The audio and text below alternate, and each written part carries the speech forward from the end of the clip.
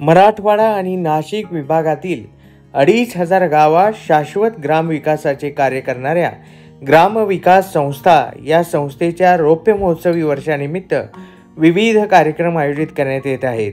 गेल्या 24 वर्षात ग्रामविकास संस्थेने 100 पेक्षा अधिक गावे दुष्काळमुक्त केली असून 20 लाखांपेक्षाही अधिक लोकांचे जीवनमान उंचाविले आहे। या संस्थेच्या वतीने 14 डिसेंबरला एक कार्यशाळा आयोजित करण्यात येत आहे। त्याबद्दल माहिती देत आहेत ग्रामविकास संस्थेचे सचिव नरहरी शिवपुरे। ग्रामविकास संस्थेचे हे रौप्य महोत्सवी वर्ष आहे। या निमित्तानं ग्रामविकास कार्याची व्याप्ती आणि परिणामकारकता वाढविण्यासाठी या रौप्य महोत्सवी वर्षानिमित्त ग्रामविकास संस्थेतर्फे वर्षभर विविध कार्यक्रमाचं आयोजन करण्यात येत आहे। या कार्यक्रमाचाच एक भाग येत्या 14 डिसेंबर शनिवारी ग्रामविकासाची सद्यस्थिती, आव्हाने व उपाययोजना या विषयावरच्या कार्यशाळेचं आयोजन करण्यात आलेलं आहे।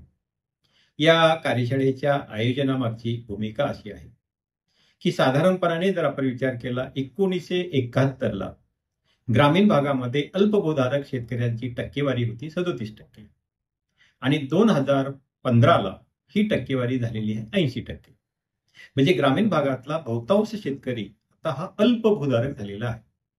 आणि या अल्पभूधारक शेतीमध्ये आधुनिक तंत्रज्ञान असेल किंवा आधुनिकतेचे काही प्रयोग असतील, हे प्रत्यक्ष शेतीमध्ये कृतीमध्ये उतरवणं जिकिरीचे झालेलं आहे आणि पर्यायानं शेती ना परवडण्याची झालेली आहे। एकूण आज घडीला ग्रामीण भागातली शेती परवडत नाही।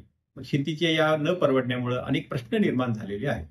त्याच्यामध्ये बेरोजगारी आहे, स्थलांतर आहे, गरिबी आहे, शेतकरी आत्महत्या आहे। या पार्श्वभूमीवर ग्रामीण भागाची आजची सद्यस्थिती, आव्हाने आणि उपाययोजने या अनुषंगाने एक आत्मचिंतन झाले पाहिजे, आत्मशोध झाला पाहिजे आणि येणाऱ्या काळामध्ये शासनाचं या ग्रामीण विकासाच्या अनुषंगाने काय धोरण असल्या पाहिजेत, काय योजना असल्या पाहिजेत, याची एक कार्यनिश्चिती, याचे एक रोड मॅप तयार व्हावा। यासाठी म्हणून आपण हे या क्षेत्रामध्ये ग्रामविकास क्षेत्रामध्ये कार्यरत असलेले स्वयंसेवी संस्थांचे प्रतिनिधी, कार्यकर्ते, प्रगतिशील शेतकरी, लोकप्रतिनिधी, महिला, अभ्यासक, संशोधक, विद्यार्थी या सर्व समाजातील सर्व घटकांच्या उपस्थितीमध्ये या विषयावर 14 डिसेंबर शनिवारी एक अशा प्रकारचं महत्वपूर्ण चर्चा, मंथन या विषयावर होणार आहे।